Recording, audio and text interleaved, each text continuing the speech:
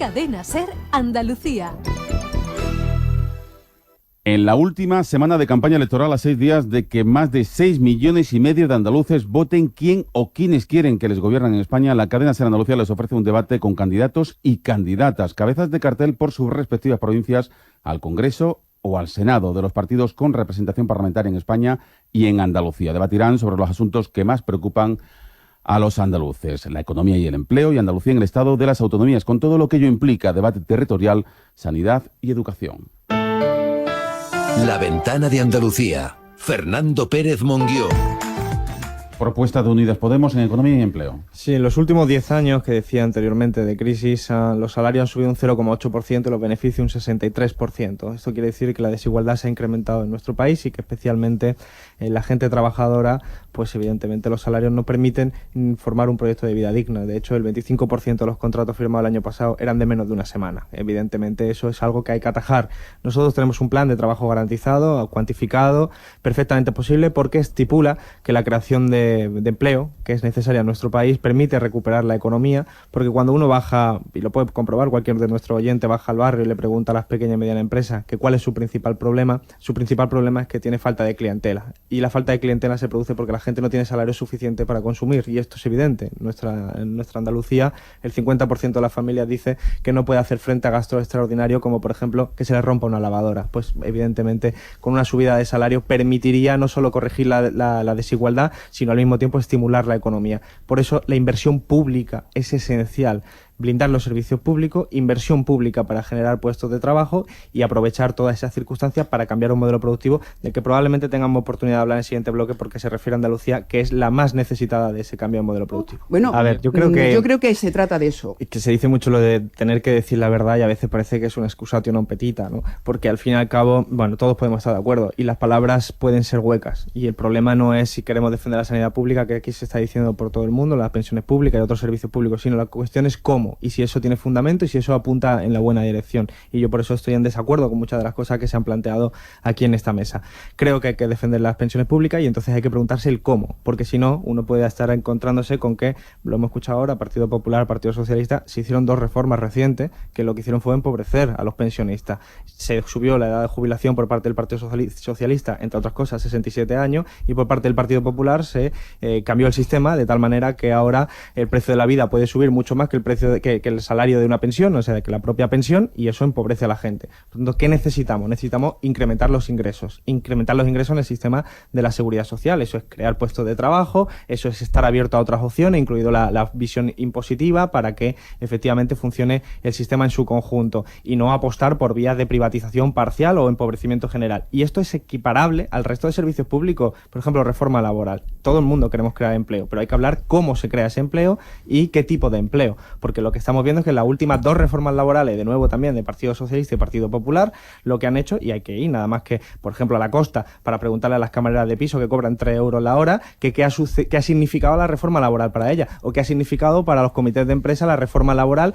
en la que ya no prevalece el convenio sectorial, sino el de empresa, y eso permite pues un incremento de la precariedad, de la explotación y del abuso sobre. Entonces lo que hay que hacer es derogar la reforma laboral y mejorar la negociación colectiva. Esas son nuestras propuestas. Vamos a ver, yo creo que es fundamental en este momento, de nuestra perspectiva, blindar los servicios públicos en beneficio de las familias trabajadoras, que son los que más dependemos de los servicios públicos para desarrollar nuestra vida digna. Y para eso, que creo que todos podríamos estar de acuerdo, al menos en esta mesa, necesitamos establecer el cómo.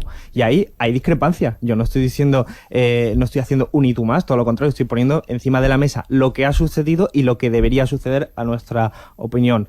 Hablando de ingresos, por ejemplo, tenemos que no ser falsos, no equivocarnos y no igualar, por ejemplo, un sistema público de pensiones con la sanidad y la educación, porque se financian de maneras distintas. Entonces, cuando tú quieres ingresar para el sistema de seguridad social, yo he puesto encima de la mesa un plan de trabajo garantizado, mejores cotizaciones, son ingresos nuevos a la seguridad social. No es lo mismo que en educación y en sanidad, que son públicas, servicios deficitarios per se, que se financian a través de impuestos y que además es nuestra opinión. Lo que es incompatible es, por ejemplo, lo que ha hecho el Partido Popular y Ciudadanos en Andalucía, que ha sido bajar impuestos a todo el mundo, pero especialmente a los más ricos, a los que cobran más de 120.000 euros, y también al impuesto de sucesiones, que por cierto ya había sido adelantado antes en el pacto que había hecho Partido Socialista con Ciudadanos en la legislatura anterior, que en todo caso los únicos muertos que se van a levantar son los liberales reales, los doctrinarios, al escuchar de un partido supuestamente liberal decir que el impuesto de sucesiones es un impuesto injusto. Precisamente creo que aquellas personas que heredan por más de 1 millón de euros no están entre las clases medias y las clases trabajadoras, porque evidentemente yo, al menos en mi entorno, no conozco a nadie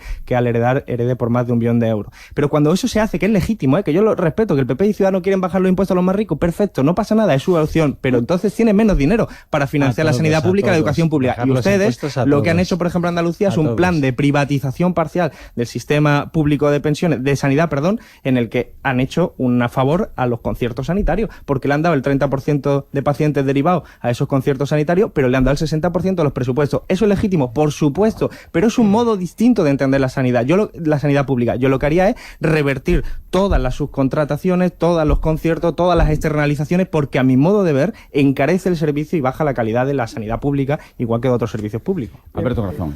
Sí, nuestra Constitución establece que nuestro país es un Estado social. Y eso es parte de las conquistas de mucha gente que lucharon para que tuviéramos servicios públicos de calidad. Y eso está amenazado en este momento. Y como queremos preservarlo, lo que necesitamos son también entender que debe haber ingresos suficientes. Y en nuestro país eso no se está cumpliendo. El artículo 31 de la Constitución no se está cumpliendo. No paga más quien más tiene. En nuestro país ahora mismo las grandes empresas pagan de tipo efectivo un 5%. La pequeña y mediana empresa pagan un 15-16% de media y las familias pagan mucho más. ¿Eso sí que significa? Que se cumple la Constitución. De hecho, que se invierte el sentido de la Constitución. Lo que hay que hacer es una reforma fiscal en la que paguen más los que más tienen y no los que menos tienen. Evidentemente, cuando se bajan impuestos, como se propone por parte de la derecha, se deterioran los servicios públicos y eso solo puede beneficiar a quienes tienen capacidad económica para financiar el acceso a la sanidad privada o a la educación privada. Hay que crear empleo, hay que derogar las reformas laborales y desde luego hay que pensar ya en ese cambio de modelo productivo en el que tendremos, como decía antes, oportunidad de hablar en el siguiente bloque, porque hay que entender lo que sucede con nuestro planeta, el cambio climático, hay que entender la pérdida de biodiversidad, hay que entender los grandes retos que afronta nuestro sistema y no podemos pensar simplemente en esta elección del 28 de abril, sino en las décadas que vienen después. Y eso implica reformular nuestro modelo productivo, ir hacia un modelo de inversión en ciencia suficiente, un 3%, por ejemplo, para la siguiente legislatura del PIB, y ser capaces de entender que todo eso solo se puede hacer con la ayuda del Estado. Sin la intervención del Estado y sin el empuje de la inversión pública, todo lo demás me parece que son palabras vacías. Unidas Podemos, Alberto Garzón. Sí, en Andalucía tenemos un problema estructural con el desempleo, por ejemplo, que va más allá de los ciclos políticos de 4 años de quien haya estado gobernando.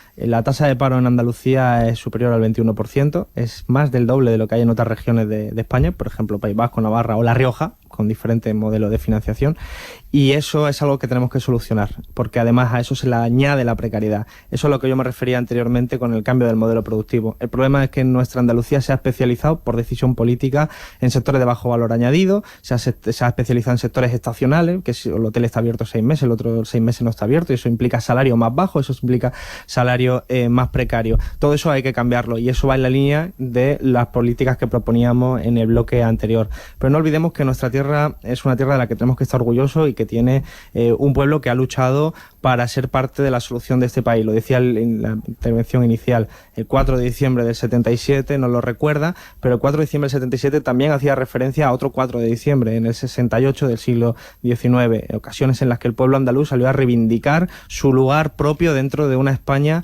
distinta a la que se dibuja a veces y se describe por la derecha en nuestro país. Y por lo tanto yo creo que en estos momentos en los que vemos cómo se extiende el odio, vemos cómo se extiende el enfrentamiento entre españoles, Andalucía tiene que ser parte de la solución, y nuestra propuesta es que Andalucía aprovechemos ese lugar que hemos ocupado a lo largo de la historia para reclamar esa solución para España, una España de futuro, una España feminista, una España que se remita y se referencie en las mujeres que salieron el 4 de marzo de este año y del año anterior y de todos los años y todos los días, pero especialmente especialmente en estas dos últimas ocasiones, construyendo una España de fraternidad entre los pueblos. Es decir, Andalucía no puede ser utilizada para enfrentarla, por ejemplo, con los catalanes o contra otra gente. Andalucía tiene un lugar dentro de una España distinta a la que dibuja la derecha, que es una derecha que nos lleva al enfrentamiento entre españoles.